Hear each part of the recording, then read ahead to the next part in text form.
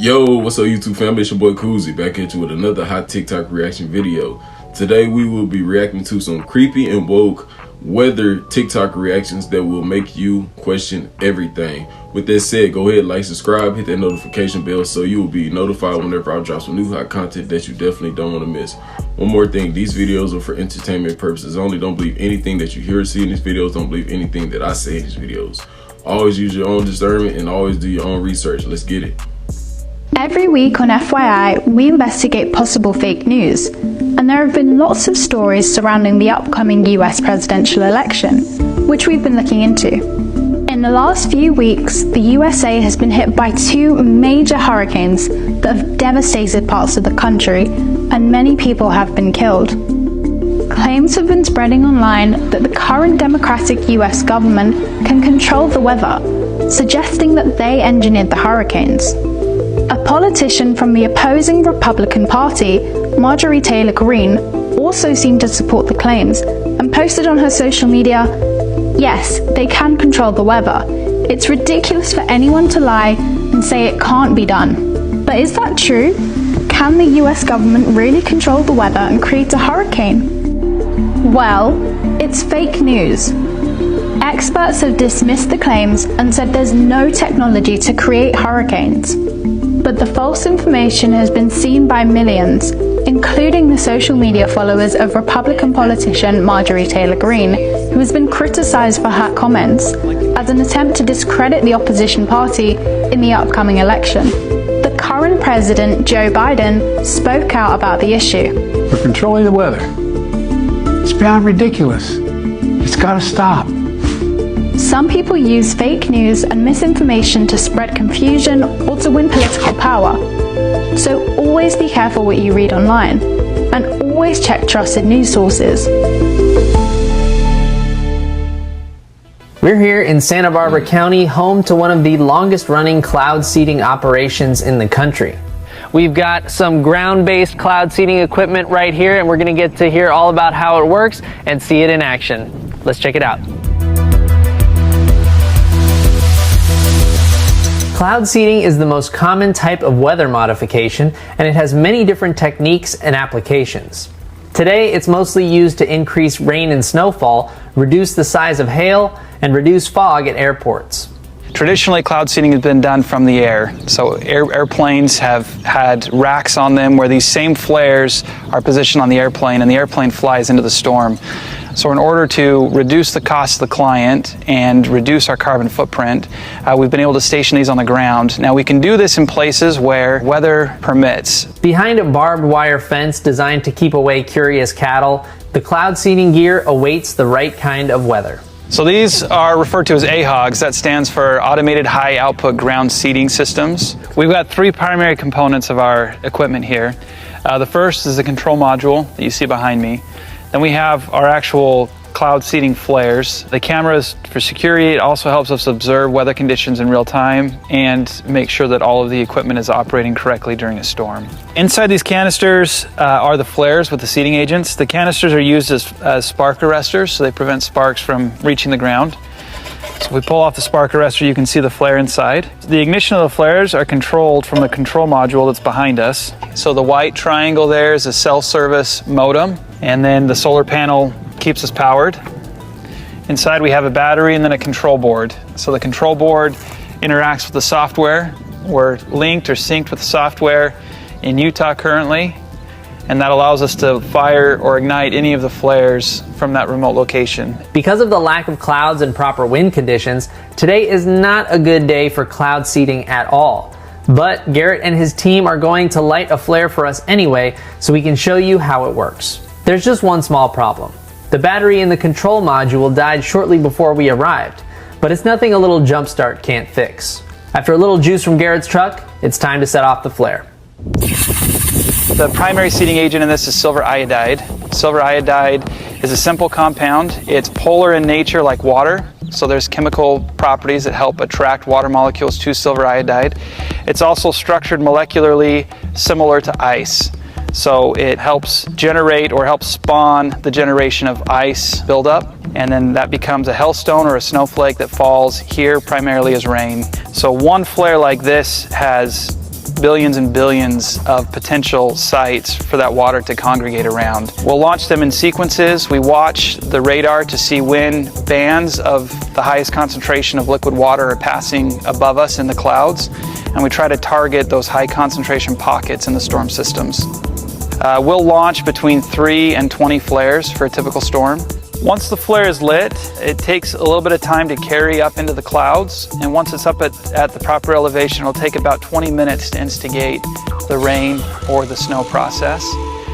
So overall, you're probably looking at about 40 to 45 minutes before you're seeing the maximum result. And that's why we're stationed miles away from our target area. So we have very specific targets that drain directly into major water basins, and we time these events to correlate with rain above those intended targets. One of the biggest questions, or most common questions that we receive, relates to the safety of silver iodide. Silver is biologically inert, so it will not interact in a negative fashion with plant or animal life.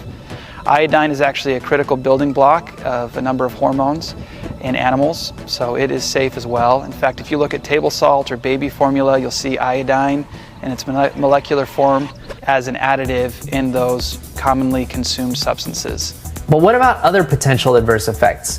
Could cloud seeding affect communities outside the targeted areas? Sometimes there is a concern about robbing Peter to pay Paul. So are we benefiting California at the expense of Nevada? And the truth is that storm systems, when they move over off the coastline, only about 10% of that moisture is going to fall in the form of precip. And we're looking at increasing that to about 11% because we have about a 10% increase in the natural storm's productivity. So going from 10% to 11% in California has an insignificant impact on the amount of precip that will still be available in Nevada or Utah. Built into the program are kind of checks to make sure that we don't come across anything negative.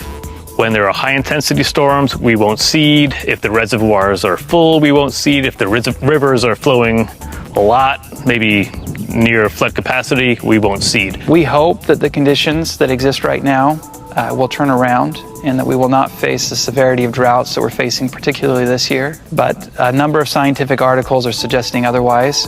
And as we look into the future, we need to again consider conservation first. So the ability for us is to conserve how we use water and the ways that we store the water.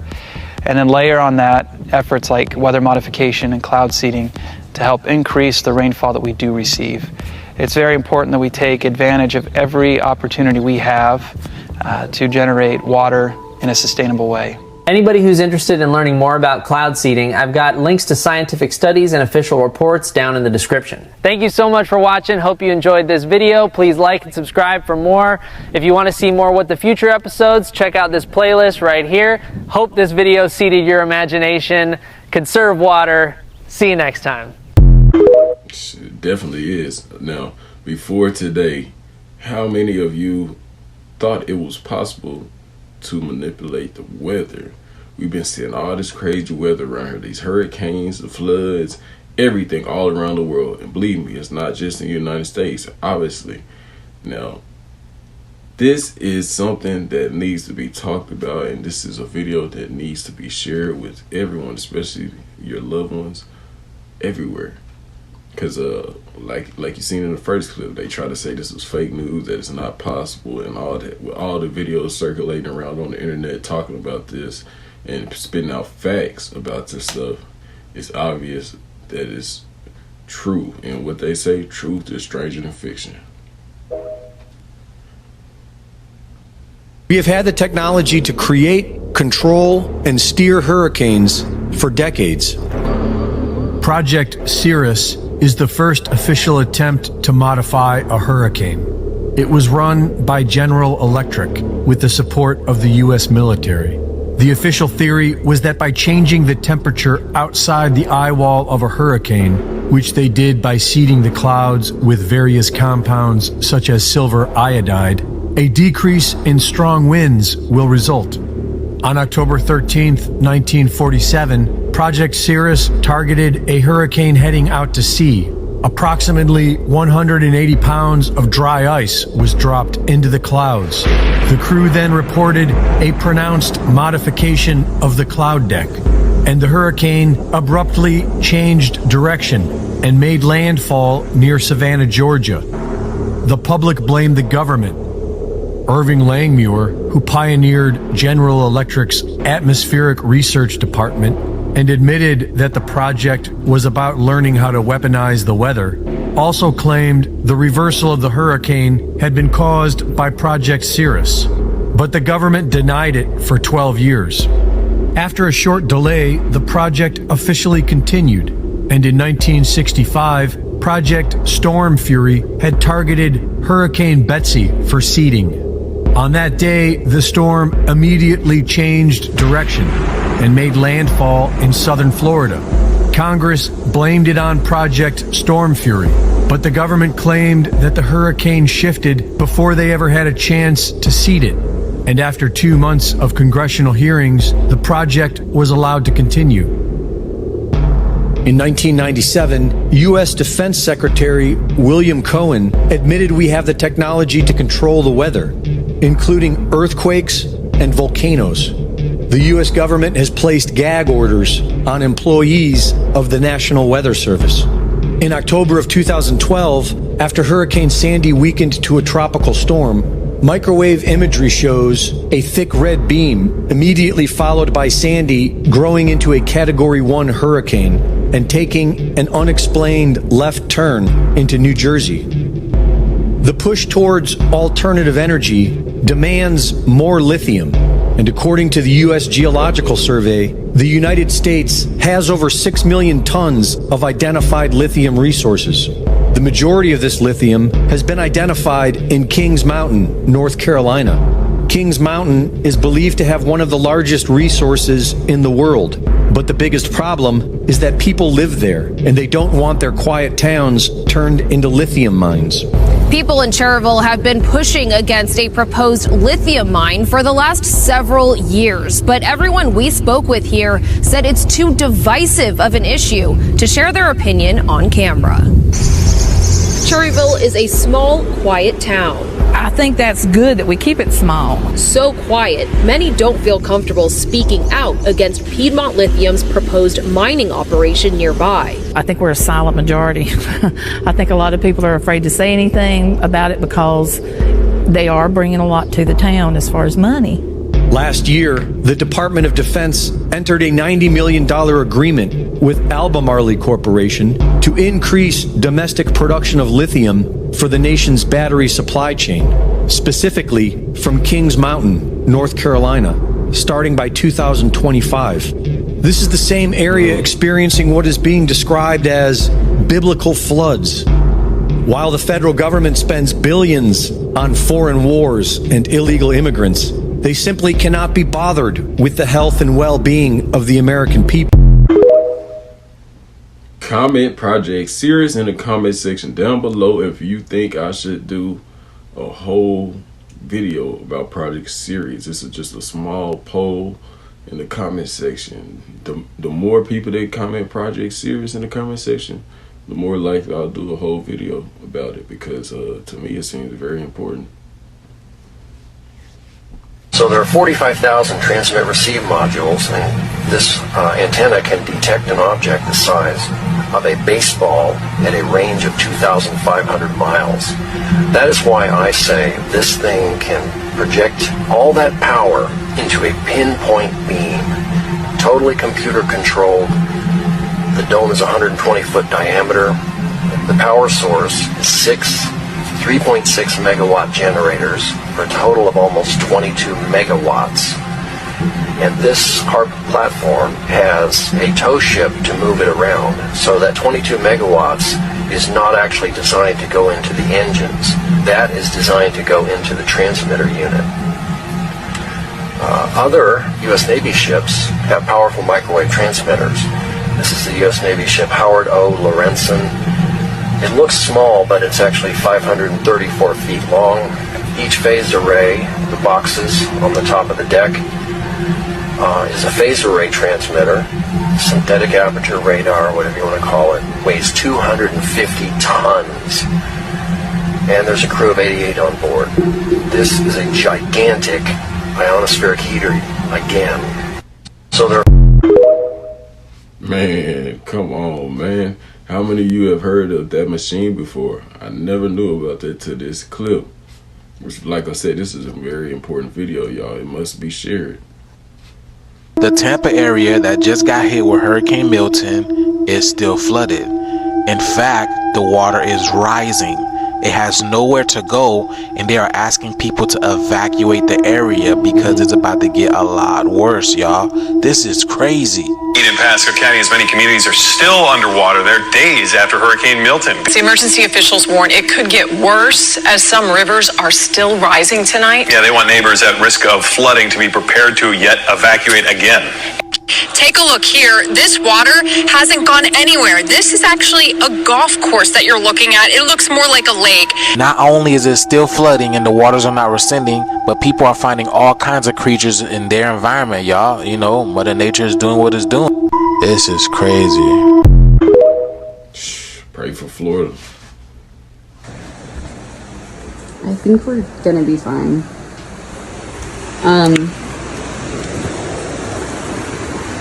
We're up on the full hill, and we're about 30 feet up from the river.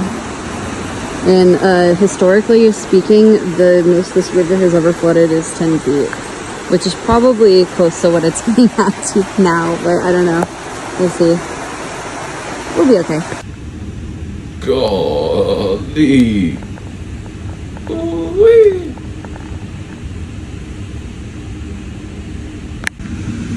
That is terrifying.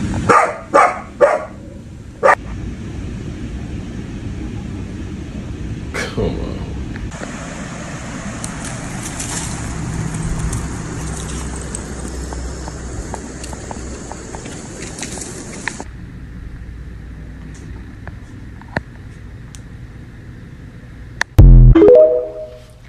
And they just sitting in the house like it's nothing. Like, man, what if the water kept rising? You see how it washed off the bank on the opposite side? It could have easily washed out that road and, you know, the bank where the house was. Man, it just turned that whole road into a river. Like, the whole road and creek got turned into a river. That is wild.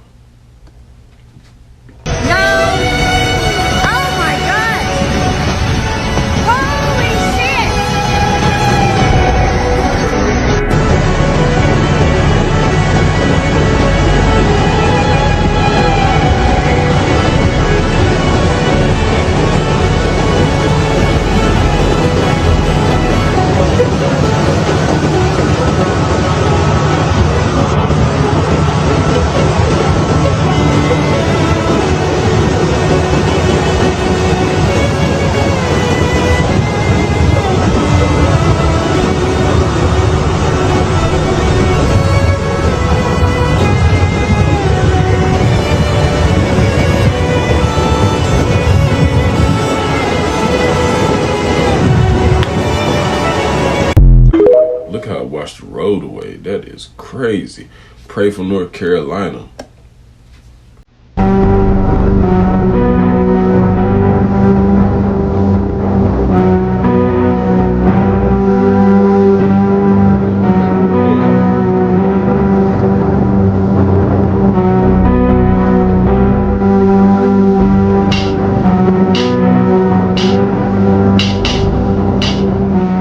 You can see right here the water was up to the window.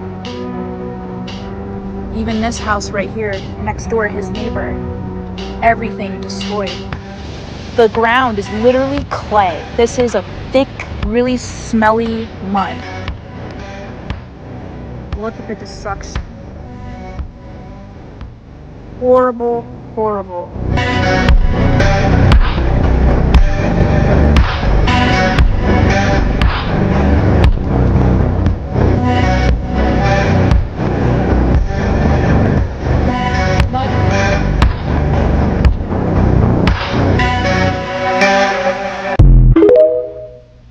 Pray for North Carolina. It's crazy. I just got off the phone with a guy that bought a house in Florida, down in the Tampa area, about 3 years ago. And he's been following me for the last couple of years, and he's, said, you told me to get out of Florida. You told me," he goes, and I listened to what your videos were saying and stuff like that, and I just thought, I'm fine, But in the last 2 years alone, his place is flooded 3 times. He said, "Drayton, I've lost everything 2 times. 2 out of those 3 times, I lost everything." And he says, "Now I want to sell. Well, what do I do?" I told him, I was trying to be as honest with him as I could. "What do you do?" I have to be honest with you. I don't even know if your house has any value to it. I don't know. I don't know who would buy a house that's been flooded 3 times in the last 2 years. But that's why I've been telling people for at least 2 years, get out of Florida, get out of Florida. A crash is coming, and now it's here. And I feel for you, but I'm afraid it's too late. I don't know what you can do. I don't know what value a house has that's flooded 3 times. Who's going to buy that? I don't know. And I wish I had better news for him. For a lot of people in Florida, your house has little or no value. I'm sorry. That's just the way it is. Man, some people, a lot of people don't like to take heed to the messages that you're trying to pass on to them, just genuinely, until it's too late. But hopefully he does find, a better alternative, or, a way to sell the house or anything like that, and get, something for it. I ain't gonna say get lowball, but get something. Man, that's crazy.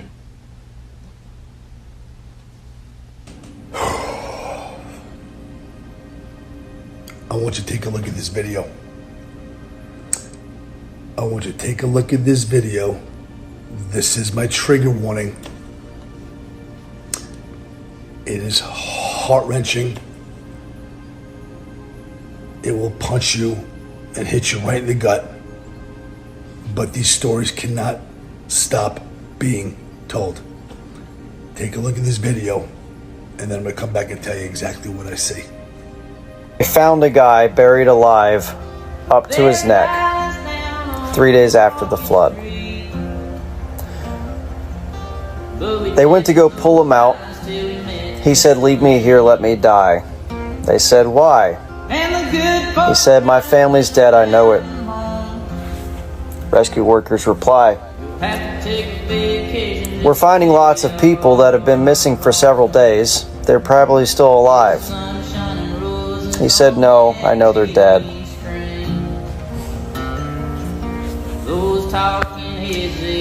They were buried below me and stopped scratching my leg 3 days ago.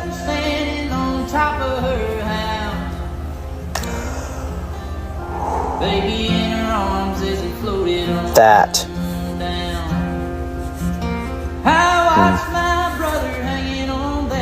Why is that not being covered by the media? If there is a single story to summarize the devastation of this event on the people, this is it. And why is it not being covered?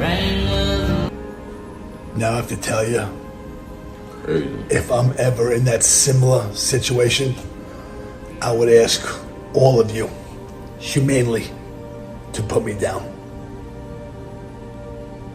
My 17-year-old daughter, or my 15-year-old son, if they were buried under me, and 3 days ago they were scratching, most likely could probably hear them trying to catch their last breath, but nobody came to help. Now maybe nothing could have been done about this family, but there were other families. National Guard, a functioning FEMA organization,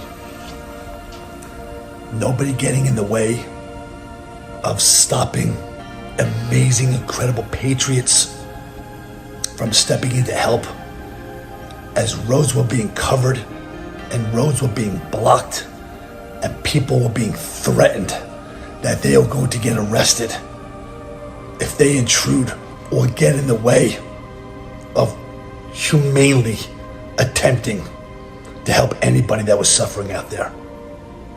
Fake photo ops, food never coming, illegal immigrants getting in the way of 51 trucks, slashing their tires, and looting all the food, water, medical supplies that so desperately needed to get to these people that were just taken away. You know, I don't know what world that you guys want to live in, or what world that we are asking to live, but this is not a world for me. This is not a place that I want to call home.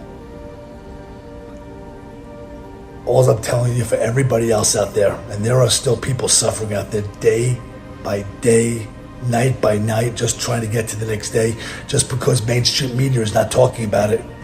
All those hurricane victims, many of them have lost everything, and they still don't have food, and they still don't have water, and many of them are still going out without electricity or internet access or any means to move on to the next day.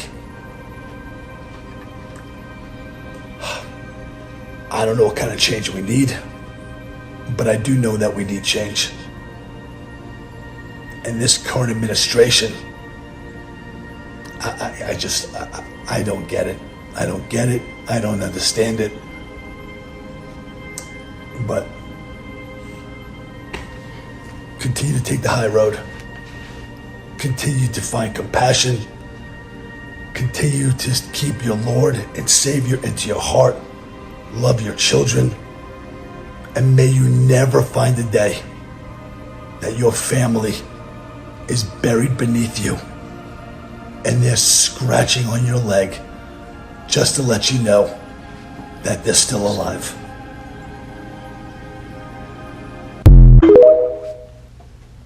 Now that was a very important clip, man. That one need to be heard.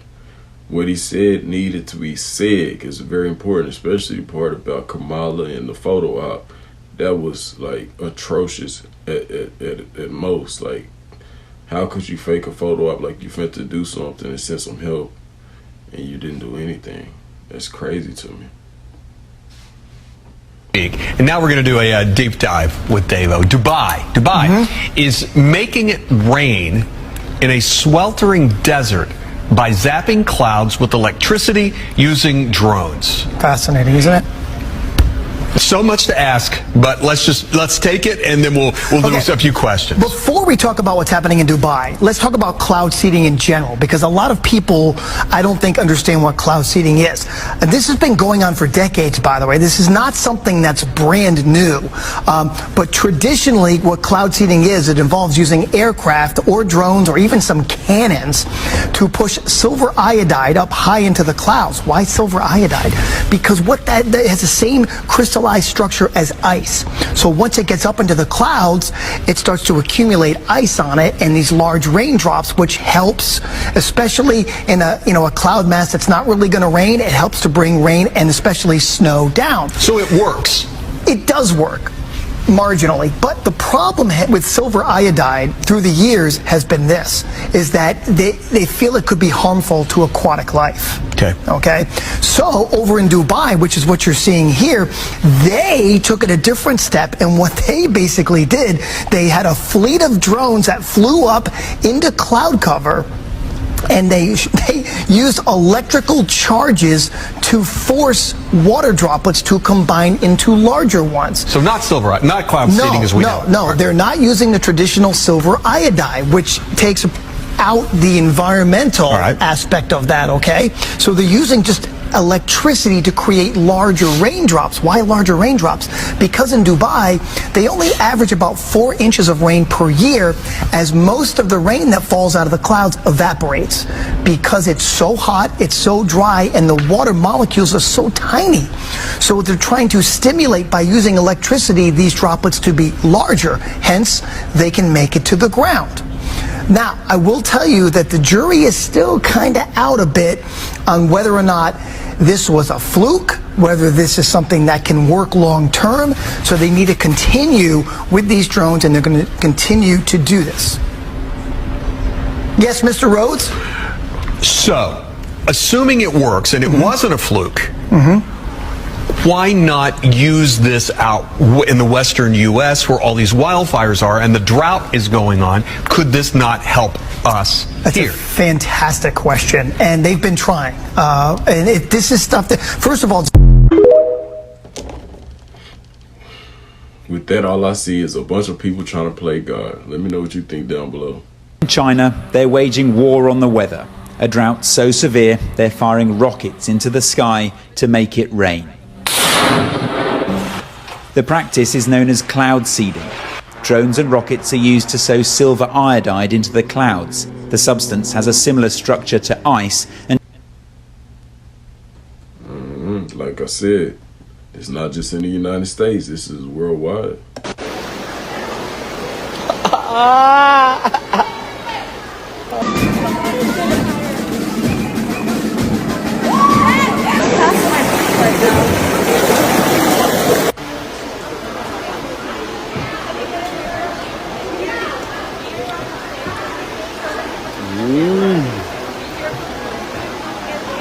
Valió madre el pedo.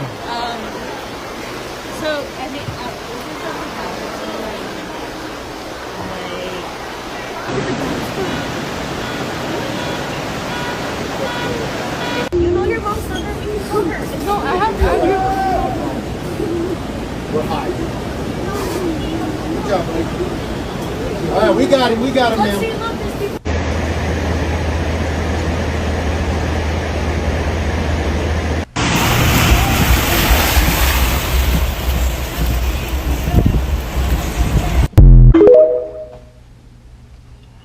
Pray for New Mexico, man. This stuff is not a game. This is very serious.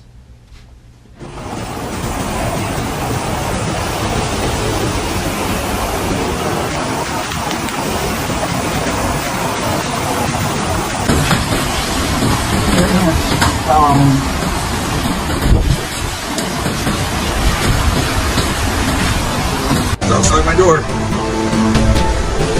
I'll see.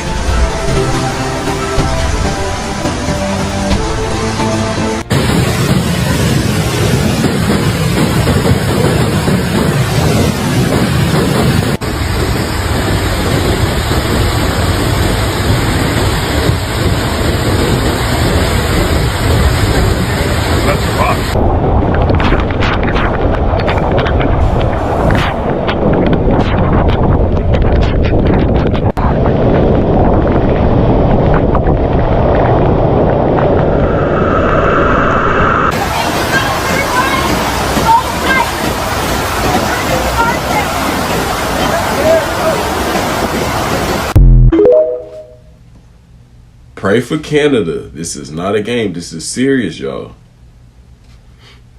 So while everyone was sleeping, pray for New Mexico. This is not a game. It has come to my attention that a lot of people didn't know about the floods in Roswell, y'all. You're looking at the aftermath. Look at this, y'all. And what's weird is people have been finding out that their news media outlet has not been reporting this either. Like, this rain came out of nowhere and literally flooded the whole town within hours. It was non-stop and the water had nowhere to go, so literally the town was literally flooded. Look at this, y'all. This is what happened after. The whole town is decimated.